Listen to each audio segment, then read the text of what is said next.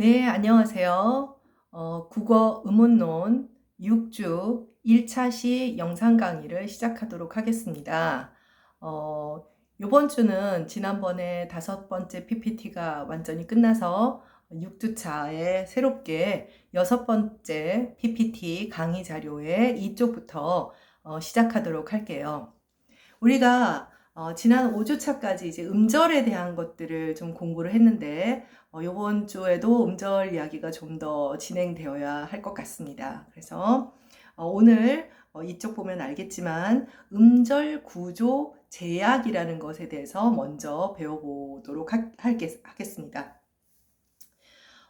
이제 그 분절음이나 음절 성분이 음절 성분, 초성, 중성, 종성 기억나죠?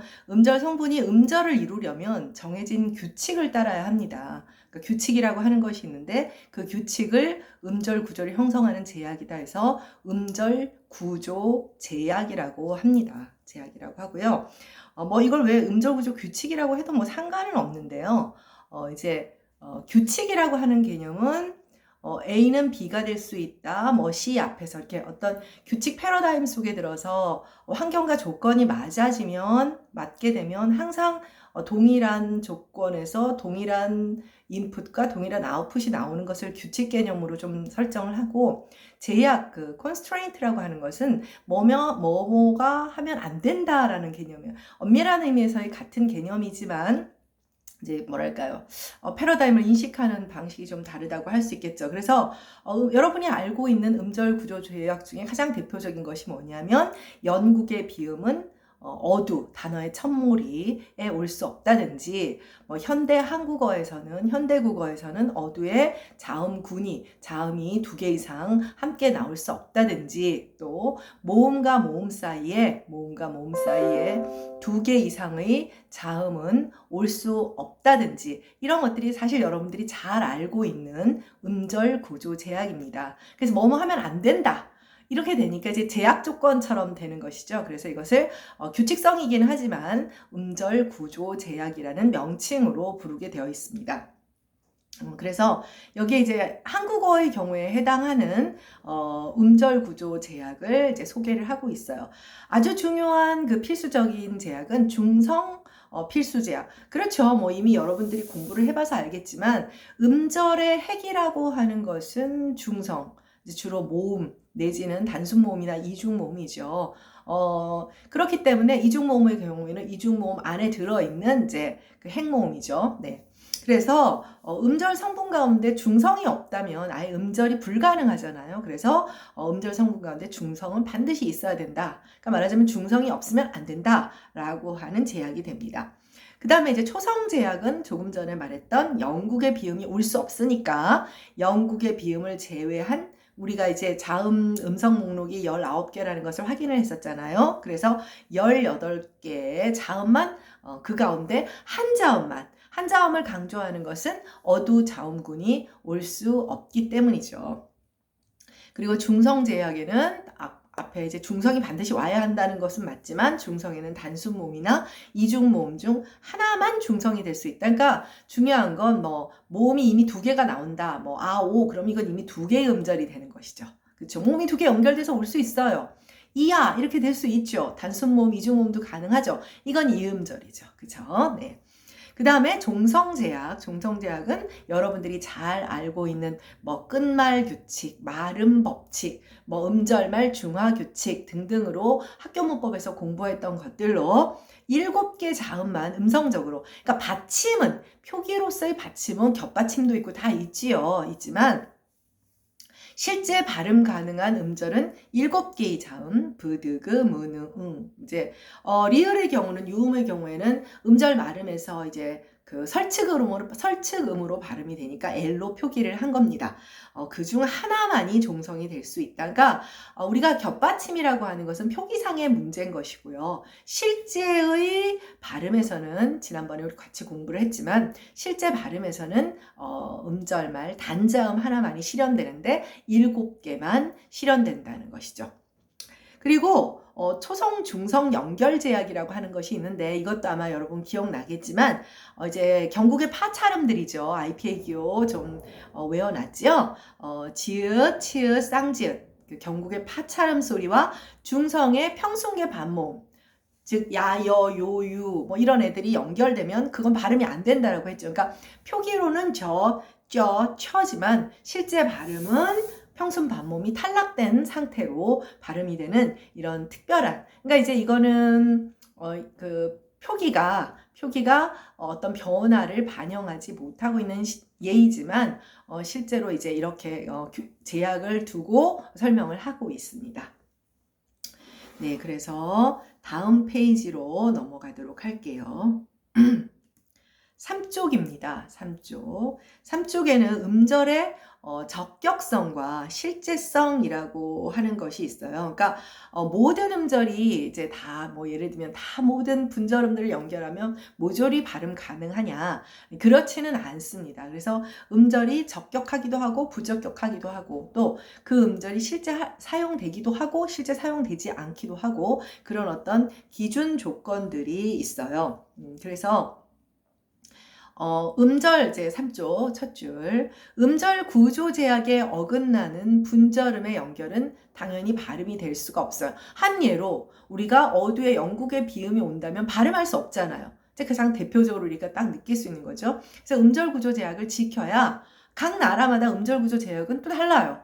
영어의 경우에는 어두장군이 올 수 있잖아요. 그래서 언어마다 다른데 이제 한국어의 경우, 이제 우리 모국어인 한국어의 경우에 이제 음절 구조 제약을 어기면 이제 또 우리의 음절 구조 제약을 어기면 발음이 안 되겠죠. 자, 여기서 우리가 일반적인 사람들이 선생님이 그런 얘기를 했어요. 그러니까 세종이 음절자, 음절 단위로 이제 모아쓰기를 하다 보니까 결과적으로 우리는 굉장히 음절 카운팅을 잘하는 사람들이 됐죠. 그러니까 한 글자가 글자라는 용어가 음절자다라는 이야기를 했죠. 그런데 그러다 보니까 이제 이거는 문자가 좋다 보니까 착각하는 거예요. 마치 그러니까 뭐 한글 표기는 모든 발음을 철저히 현재의 정서법이 다 반영을 한다라고 이제 착각하는 것과 비슷한 것인데 정서법이 모든 발음 상황을 다 반영시키지는 못하죠. 그래서 기본적으로 음절은 구어 상황의 실제 발화의 최소 단위잖아요. 음절은 발화의 최소 단위고 음절자, 즉 글자죠. 글자. 음절자 글자죠. 글자라고 하는 건 어디까지나 문자니까 이 두 개를 잘 구별을 해야만 합니다. 구별을 해야 한다는 것은 일치하는 경우가 대부분이에요. 좋은 문자다 보니까. 근데 불일치하는 경우도 있기 때문에 그 두 개를 잘 구별할 필요가 있습니다. 자, 예를 들어 우리가 격이나 격이라는 어떤 음절자를 보면 이런 글자 우리가 써? 이런 생각이 들죠. 실제로 표기에서 아마 여러분들 사전에 등재되는 어휘 가운데 격 이런 음절자가 사전에 등재된 경우는 없어요. 그러나 실제 우리가 이런 그 발음을 하기는 한다는 거죠. 그래서 음절자로는 사용되지는 않지만 적격한 우리가 발음을 지금 방금 여러분 해보세요. 다 되잖아요. 격 안 돼요? 당연히 되죠. 그러니까 음절이기는 해요. 음절로 존재하지만 음절 글자로, 즉 글자는 아니라는 거예요. 글자는 아니라는 거죠. 글자라는 것은 표기로 쓰여져야 하잖아요. 그래서 성격, 박혀 거세 이렇게 사용이 됩니다. 되지만 발음으로는 등장하지만 보다시피 음절자, 즉 글자로는 쓰이지 않습니다. 선생님이 이제 글자라는 표현을 안 쓰고 음절자라고 쓰려고 하는 이유는 이제 글자라는 표현은 좀 더 일반적인 그런 표현이고 음절자는 전문 용어니까요. 그 두 개가 동일하다는 걸 잊지 말고 기억하기를 바랍니다. 음절의 적격성과 실제성의 불일치 무슨 얘기냐? 방금 격이나 격처럼 적격한 음절인데 이게 반드시 글자로 음절자로 선택되는 거는 아니에요. 선택되는 건 아니거든요. 자, 예를 들면 이런 것도 있어요. 야, 너 그거 다 꿰니? 혹은 야, 너 그거 아주 열받아서 화탓 타오르고 있구나. 아주 그냥 화탓하구나. 자, 여기 보면 꿰니나 탓 같은 것은 지금 보다시피 화탓. 아마 깜짝 놀라 화탓이 그러네. 꾀니가 그러냐면 화탁 같은 경우는 딱 보는 순간 헉 하는 선생님도 그랬거든요. 이게 참 재밌는 게 뭐냐면 우리가 언어 지식을 이제 그 모국어 습득 시기를 지나고 이제 internalize 지난번에도 얘기를 해줬을 거예요. 내재화를 시켜요. 아니 왜 그 언어 지식을 내재화 시킬까요? 외연화 시켜놨으면 우리가 이거 공부할 필요도 없죠. 내재화된다는 건 무슨 얘기냐면 거의 자율신경이 움직이는 것 같이 모국어를 쓰는 거예요. 나는 흰 꽃을 좋아한다라고 했을 때 이게 꽃이 희다와 나는 꽃을 좋아한다는 두 개의 단문이 결합된 관형절 복문이라는 거를 설명할 수 있는 사람이 도대체 과연 몇 명이나 될까요? 뭐 고등학교 때까지 뭐 시험 공부하려고 외운 사람들은 가능하지만 그 다음에 까먹고 살죠. 우리가 수학을 잊어버리듯이. 그렇기 때문에 이게 일의 내재화의 과정에서 중요한 것도 뭐냐면 발음이에요. 그러니까 문자를 습득한 다음에 문자의 간섭이라고 하는 것이 이런 건데요. 실제로 나는 화탓라고 발음하면서 이 표기가 더 떠오르는 거죠. 깻니도 마찬가지입니다.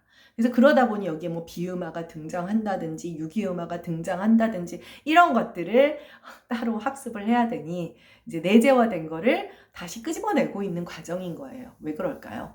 뭐 그냥 이해할 수 없죠. 고생스럽기만 하고. 어찌되었건 간에 지금 꽹이나 탓 같은 것은 발음 가능한 그러니까 적격한 음절이지만 음절자로 글자로 실제하지는 않고요. 그 다음에 예를 들면 튤립이나 니오비움에서 보이는 뷸이나 뭐 튤 같은 음절은 원래 고유어 잘 생각해 보세요. 고유어의 튤이나 뷸 같은 그런 그 음절자를 쓰는 경우는 없다는 건 그냥 직관적으로 느껴질 거예요. 외래어의 영향으로 우리가 발음할 수 있게 된 것들이에요.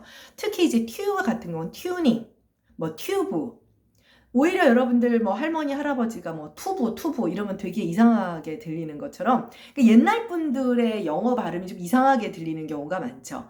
그런 경우가 사실은 외래어 발음을 하는 것이 이제 외국어와의 접촉 빈도가 훨씬 적다 보니까 고유어의 음절 구조가 굳어진 상태에서 외래어가 들어오면 힘든 거예요. 힘들어서 예를 들면 컴퓨터 이게 퓨라는 음절도 잘 생각해 보세요. 어디에 우리 고유의 퓨가 있어요? 없죠. 그렇다 보니까 외래어에 의해서 발음 가능해진 그런 그 음절과 또 음절자들이 있어요. 지금 피올립이나 니오비움 같은 경우는 이제 외래어 표기로서 이제 고유어가 아닌 그런 경우에 등장하는 발음 가능한 음절이자 새롭게 발음 가능해진 음절이자 새롭게 등장한 음절 글자라고 할 수가 있죠. 음절자라고 할 수 있죠. 그래서 여기 보면 적격성, 실제성에서 뭐 예를 들면 첫 줄에 있는 가나 명 같은 우리가 누구나 알 수 있는 그런 실제성과 적격성을 모두 가지고 있는 것도 있지만 격, 뷸, 뭐 격, 탓 이런 것도 있고요. 반면에 적격하긴 한데 실제로 쓰이지 않는다. 그러니까 전혀 보이지 않는 거예요. 뭐 갸뷸, 참, 쉣, 뭐 이런 것들 있잖아요. 그거를 여러분들이 소위 말해서 인터넷 외계어라 그러죠. 그런 데서 조금 쓰고 있는 것들 같아요. 쓰고 있는 것 같아요. 자, 그 다음에 아예 부적격하고 실제로도 쓰이지 않는 것들. 이거는 뭐냐면 아예 한국 사람이 발음할 수 있는 음절 구조 제약을 전혀 지키고 있지 않은 경우예요. 그러니까 이거는 아예 가능하지도 않고 적격하지도 않고 실체성과 적격성을 모두 갖지 않은 그런 경우라고 할 수 있겠죠. 그래서 외래어의 경우를 살펴보면 새롭게 발음할 수 있게 된 그런 음절들이 꽤 많다는 걸 알 수 있어요. 네. 4페이지로 가도록 하겠습니다. 네, 갑자기 미리 출력해서 예습한 친구들은 닭살도다 이거 뭐야 웬 숫자야. 우리 또 별로 뭐 숫자 안 좋아하는 전공이잖아요. 네, 아닌가? 어학하는 사람들은 논리적인 걸 좋아하는 사람들은 또 수학 좋아했던 사람들도 있기는 하더라고요. 이거 뭐 별로 어려운 얘기는 아니고요. 그러니까 여기 하나 기억할 것은 음절의 가지수가 지금 앞부분에 나오고요. 뒷부분에 또 음절자의 가지수가 나와요. 그러니까 음절의 가지수랑 숫자 다 똑같은 숫자 아니에요. 그러니까 음절의 가지수와 음절자의 가지수가 또 따로 나오니까 지금 여기서는 한국어 화자가 우리나라 사람들이 모국어인 한국어를 말할 때 가능한 음절 그러니까 실제 발화할 수 있는 그 음절의 실제성을 갖고 있는 그런 음절의 가지수를 계산을 해보는 거예요. 계산해보는데 아주 단순합니다. 초등학교 3학년이면 할 수 있는 거예요. 우리가 기억하다시피 초성이 19개였죠. 그 다음에 중성이 21개. 이 중성에는 단순 모음과 그 다음에 이중 모음까지 모두 포괄하는 거예요. 그래서 그다음 종성이 8개죠. 왜 8개? 왜 7개인데 왜 8개지? 조금만 참아봐요. 일단 이걸 다 곱해보면 경우의 수가, 곱해야 경우의 수 나오는 것 정도는 아직 망각은 안 했죠? 고등학교 졸업한 지 얼마 안 됐잖아. 그래서 이 모든 거를 실제로 그냥 가능할 거라고 볼 수 있는 경우의 수는 3192가지가 나옵니다. 자, 그런데 초성 19개는 어떻게 나오냐면 자음 초성 18개와 모음 초성, 모음으로 시작하는 것도 포함을 시켜야 되잖아요. 그래서 19개가 나오는 것이고요. 중성은 단순 모음 10개, 이제 최대로 벌려놔야죠. 맥시멈을 봐야 되죠. 우리 기억나죠? 우리의 단순 모음 체계는 표준 발음법에서는 원순의 전설 단모음 위까지 포괄해서 10모음이고 허용하는 게 8모음이고 애를 구별해서. 근데 현실음은 7개였죠. 그거 잊어버리면 안 돼요. 그래서 중성은 단순 모음 10개, 이중 모음 11개를 해서 이제 아유 미안합니다. 오타네요. 지워주세요 빨리. 중성 교정까지 봤는데 네, 노안이니 용서를 바랍니다. 자, 중성 11가지가 아니겠죠? 선생님이 더 세워놓대요. 중성 21가지. 네, 중성 21가지예요. 빨리 고쳐주세요. 그 다음에 종성은 왜 8가지냐? 역시 모음으로 끝나는 개음절에, 그러니까 모음 종성 1가지라는 것은 개음절로 가, 뭐 이런 것들이죠. 그 다음에 자, 그래서 맥시멈 최대 가능한 음절의 가지수는 3192가지예요. 자, 뒤에서 다시 얘기하겠지만 여기는 이제 국어자료 강독 시간이라서 아니라서 얘기를 안 했는데 혹시 동시에 같이 듣는 친구들도 있겠지만, 그러니까 일본의 문자는 음소 문자가 아니라 음소 문자는 자모 문자라서 자음과 모음이 나뉘는 거잖아요. 우리처럼 이 음절은 음절 문자예요. 자, 50여 개 정도의 가나 문자면 되죠. 히라가나 같은 경우는. 그런데 지금 여러분들 보다시피 우리는 3192개예요. 자, 음절자를 만든다 그러면 3000개가 넘는 음절자를 외워야 돼요. 그래, 한자 외우는 게 낫겠죠. 네. 그러니까 사실은 우리는 아예 음절 구조가 복잡하기 때문에 일본어는 음절 구조가 단순한 이유로 우리가 기억하잖아요. 일단 기본적으로 개음절 구조를. 그러니까 음절 구조가 복잡해서 음절자를 만드는 것 자체는 어리석기 그지 없는 일인 거예요. 그래서 요렇게 되고요. 그 다음 중요한 건 3192개를 모두 발음할 수 있느냐. 혹시 기억하나요? 지금 방금 앞에서 초성, 중성, 음절 연결 제약이 하나 있었죠. 그러니까 음절 연결에서 경국의 파찰음과 야여, 요유, 예는 연결이 불가능하다라고 이야기했었잖아요. 불가능하다라고 이야기를 했기 때문에 이런 경우 불가능하자. 그럼 이게 불가능한 것만큼을 또 빼야 되잖아. 그러면 초성 3개, 중성 6개, 그리고 이것과 각자 결합하는 8개를 합하면 144개의 음절 가지수가 나와요. 그럼 어떻게 해야 돼? 3192에서 144를 빼면 표준 발음, 신모음 체계를 인정하는 표준 발음에서의 적격한 음절의 가지수는 3048 이렇게 나옵니다. 이것도 어마어마하죠. 자, 그럼 궁금한 건 우리가 사실 이제 그 7모음 체계를 실현을 하게 되잖아요. 7모음 체계를 실현하게 되니까 이렇게 되면 초성 19개, 중성이 어떻게 돼? 7모음이 되면 3개를 빼는 거죠. 3개를 빼서 18개, 그 다음에 종성 8개까지 하면은 2736이 되고, 그리고 거기서 역시 불가능한 음절을 144개를 빼면 현실 발음에서 우리가 7단모음을 인정했을 경우에 2592개의 음절의 가지수를 갖게 돼요. 그래도 어마어마하죠. 어마어마하죠. 그러니까 우리가 한자를 차용해서 음절자를 만들죠. 그러니까 일본이 이제 뒤에도 나와요. 10세기경에 음절자를 만들게 되는데 우리는 그렇게 만들 수가 없었던 거예요. 만들 수가 없었고 식민사관에 근거한 사람들은 이런 걸 가지고 식민사관 뭐 요즘 유행하는 말로는 토착외고인가 어쨌든 선생님은 정치적인 것을 떠나서 국문과 교수라서 그런지 약간 그렇게 일본에 대한 감정이 썩 유쾌하지는 않습니다. 그러니까 정치권에 대해서 불만인 것이고, 정치권에 대해서 뭐 일반 백성들이 뭐 일본 국민들이 무슨 죄가 있겠습니까? 우리랑 유전자도 제일 가까운 그런 민족들인데, 그래요. 제일 가까워요. 제일 가까워서 뭐 일본 열도로 누가 건너갔겠어요? 한번 생각을 해보세요. 뭐 뻔한 것이니까. 어찌되었건 간에 2592가지가 됩니다. 그러니까 여러분들 내가 이 설마하니 몇 개가 되겠습니까? 라고 이렇게 숫자로 물어보지 않습니다. 그런 유치한 문제는 내지 않지만 이런 과정은 조금 이해를 해주세요. 이런 이야기를 하는 이유가 이제 뒤에 가보면 이제 나온다는 거는 미리 봤으니까 알고 있죠? 한 가지 여기서 아마 공부를 미리 한 사람들은 선생님 여기에 이중모음에도 야이여이를 빼고 계산을 해야 되는 거 아닌가요? 하나를 더 빼야 되지 않나? 뭐 이런 생각을 하는 친구들도 있을 거예요. 그러면 음절의 가지수가 더 줄어들겠죠. 근데 왜 포함을 안 시켰냐면 현실 발음에서 단순 모음에서는 그걸 허용하고 있는데 이중모음 체계에 대해서는 그런 얘기가 없어요. 이중모음 체계에 대해서는. 그래서 일단은 그 규범적인 체계에 근거하에서 이거는 이 개수를 외우라는 것보다는 와 한국어의 음절이 이렇게 가지수가 많은 거야 라는 것을 여러분들이 한번 이해했으면 해서 같이 보자고 한 겁니다. 엄청나죠? 이걸로 음절자 못 만들어요. 한자 하는 게 더 나으니까 사실 한국에서는 우리나라에서는 차자 표기가 더 이상 발전하지 않고 한자와 한문을 쓰게 된 거예요. 그러면서 완벽한 이제 뭐랄까요? 구어와 문어의 그런 불일치가 나타나게 되었죠. 자, 다음 페이지로 가도록 하겠습니다.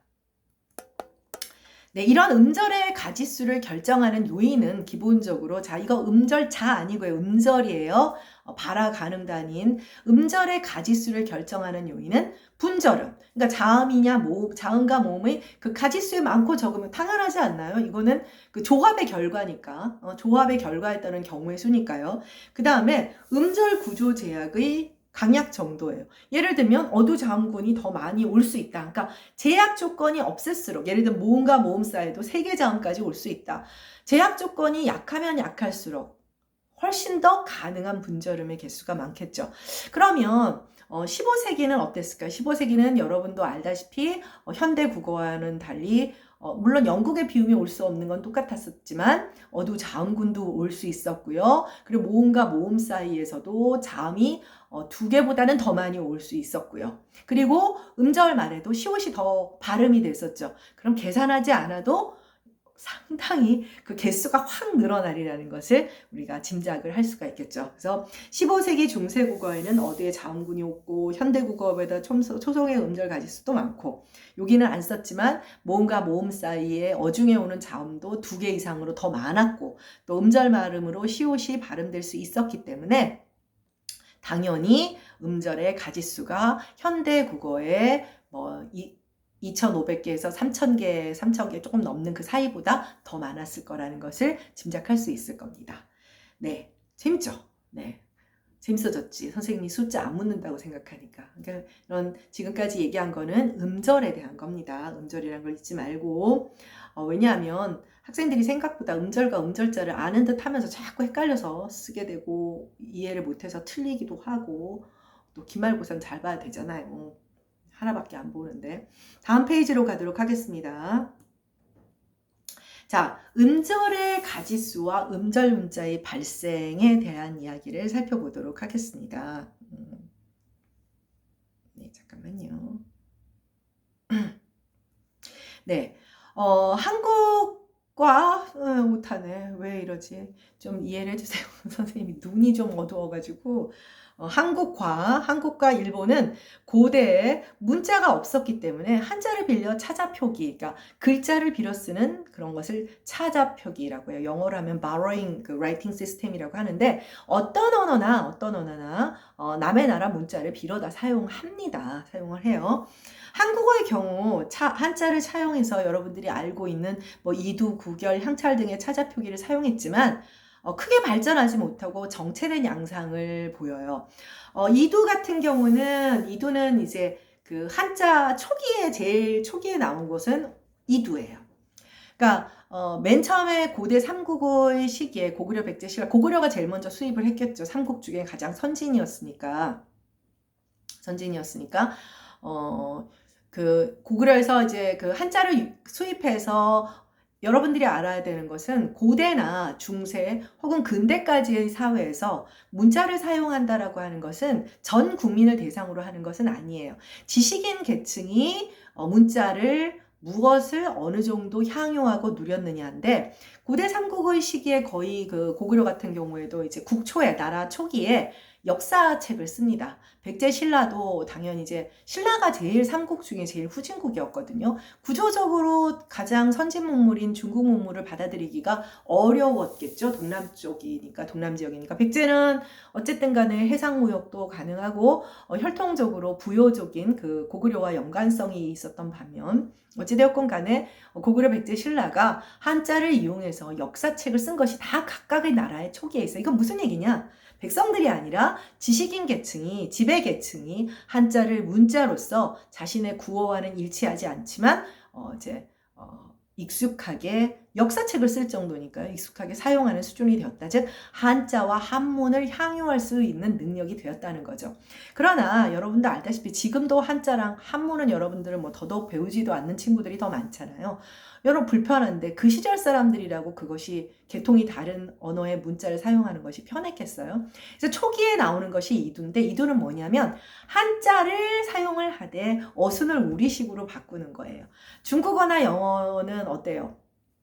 그러니까 서술어가 앞에 나오는 그런 어순을 가지고 있죠. 아주 계통이 다르죠. 우리는 어떠냐면 서술어가 맨 뒤에 나오는 그런 그 구조란 말이에요. 그러니까 이두를 보면 어떠냐면 한자를 사용했는데 우리의 어순과 똑같아요. 우리 어순. 그러니까 목적어가 앞에 나오고 서술어가 뒤에 나온. 그게 이제 이두고요. 구결은 뭐냐면 이제 구결은 한문이라고 하는, 한자는 글자잖아요. 한자를 이용해서 사용한 중국어 문어가 한문이에요. 한문은 이제 문장을 쓰고 글을 쓰게 되는 거죠. 근데 이미 이제 어느 정도 뭐 몇백 년, 천년 이상 쓰게 되니까 지식인 계층은 이제 뭐 지금 우리 뭐 영어 공부하는 거랑 똑같은 맥락이에요. 투자해서 뭐 공부하고 막 이렇게 되니까 한문을 잘 하게 되면서 한문의 원문을 읽는데 편하도록 토를 달아요. 구결로 된 토를 달아요. 옛날에는 지금으로 말하면 뭐 예를 들면 우리가 뭐 소년이로 항난성, 일촌광음 불가경 이런 유명한 한시가 있어요. 뭐 소년은 쉬이 늙으니 잠깐의 시간도 가벼이 여기지 말아라, 뭐 이런 거죠. 소년이로 항난성, 한이, 일촌광음 불가경, 이라. 자, 한이, 이라. 내가 만약에 지금 한문 수업이라면 소년이로 항난성, 한이, 일촌광음 불가경, 이라. 그럼 한이와 이라를 뭘로 쓰겠죠? 한글로 쓰겠죠. 왜냐하면 계통이 다르니까, 특히 이제 연결이나 문법적인 어떤 설명을 좀 더 보완해서 해석을 좀 더 잘하기 위해서 여러분들이 뭐 한문이 아니더라도 영어 해석하는 수업 들을 때 여러분들이 한글로 막 뭘 받아 쓰거나 그러죠. 그게 토예요. 근데 구결은 뭐냐면 한글이 없을 때니까 한자의 형태를 약체로 만들어서, 간략한 형태로 만들어서 이제 토를, 여러분들이 영어나 한문 공부할 때 한글토 달듯이 토를 다는 거예요. 그건 구결은 결국 무슨 얘기냐면 어느 정도 한문이라고 하는 중국 문어에 익숙해져서 사서 삼경이니 이런 거 가지고 들어오면서 서당 훈장 선생님이 해석하면 거기에 토 달고 있는 그런 상황을 떠올리면 됩니다. 그 다음에 향찰은 여러분들도 잘 아는 통일신라의 그 향가 문학이 굉장히 꽃피웠잖아요. 바로 그 향가 문학의 어떤 그 이제 그 운문이죠, 시죠. 그 향가를 표기하기 위한 특정의 어떤 그런 뭐랄까요, 문자였던 것 같아요. 근데 향찰은 이두나 구결의 방식과 차별화되는 방식은 전혀 아니고요. 이두에서 쓰는 방식, 어순을 우리식으로 바꾸는 것, 또 토를 다는 방식 등등을 그대로 다 사용해서 향찰 표기를 했습니다. 이거 이 얘기를 더 하기는 좀 이제 국어사 시간에 만나도록 하고요. 어찌되었던 그렇게 된데 고려를 넘어쓰고 또 조선으로 오면서 뭐 이두라든지 구결, 이제 한문 구결 같은 것들이, 향찰은 완전히 사라졌어요. 완전히 사라졌지만 없어진 건 아니었지만 고대 단계에서 마치 삼국시대에 쓰던 것과 크게 달라지지 않은 상태에서 이두 같은 경우는 거의 그 19세기 말까지 쓰이고 있어요. 그러니까 발전을 하지 못하고 이제 정체된 거예요. 특히 이제 15세기 훈민정음이 나오고 이 좋은 쉬운 문자 있는데 뭐하러 이걸 쓰겠습니까? 쓰겠어요? 근데 일본의 경우는 그렇지가 않았어요. 일본의 경우에는 10세기 경우에 승려들이 똑같아요. 우리가 구결 토를 다는 것, 한문 읽으면서 토 다는 것 비슷한 방식으로 이제 일본의 승려들이 불경을 읽으면서 그런 작업을 했거든요. 그런 작업을 하면서 한자의 형태를 이제 단순화해서 가명 문자, 가나 문자를 이제 확립하게 되었죠. 그래서 간혹 이제 좀 그 한일 감정이 안 좋을 때마다 이제 그 어학자들은 이제 이 뭐냐 이제 이 문자 이름도 가짜다. 이제 이게 임시 가짜도 되는데 원래는 사실 뭐 가짜라는 뜻보다는 임시적이다라는 뜻으로 쓴 거예요. 쓴 거죠. 이게 자기 자국의 문자로 고착화될 거라고는 생각을 안 했겠죠. 왜냐면 모든 문자가 그래요. 모든 문자가 우리처럼 이 문자는 우리 백성들이 쓰게 할 거야. 짜잔 하고 나가는 그런 형태가 아니거든요. 그래서 가명 문자, 가나 문자를 확립했는데 일본의 경우 음절의 가짓수가 이제 작고 그렇기 때문에 50여 개의 문자만으로 자국의 그런 어떤 구어를 표기하는데 충분했었던 것이죠. 반면 우리가 앞서 봤다시피 현대국어보다 중세국어는 더 복잡했다는 거 알았잖아요. 국어의 경우 음절의 가짓수가 너무 많아 음절 문자를 만든다면 이거는 뭐 말이 안 되는 거예요. 그래서 또 여기서 계속 강조한 얘기를 했네요. 음절 문자와 음절자를 이제 혼동하지는 말아야 한다. 네, 그래서 요거 특히 한자나 한글도 음절 단위로 적고 있어요. 그러니까 음절 단위로 적고 있지만 음절 문자라는 말하고는 달라요. 그러니까 일본의 가나 문자가 음절 문자라고 하는 것은 표음 문자 가운데 음절 단위로 쓰는 음절 문자와 음소 단위로 쓰는 음소 문자라는 말이 있고요. 우리가 지금 음절자라는 것은 글자예요, 글자. 그러니까 헷갈려 하면 안 되고 한자나 한글도 다 음절 단위로 쓰죠. 이거는 음절자인 거예요. 그냥 글자인 것이고 음절 문자는 아니에요. 이걸 헷갈려 하면 안 됩니다. 네. 네, 성문학 얘기가 다른 이야기로 넘어가게 되니까 1차 시 영상은 여기서 마치도록 하겠습니다. 수고했습니다.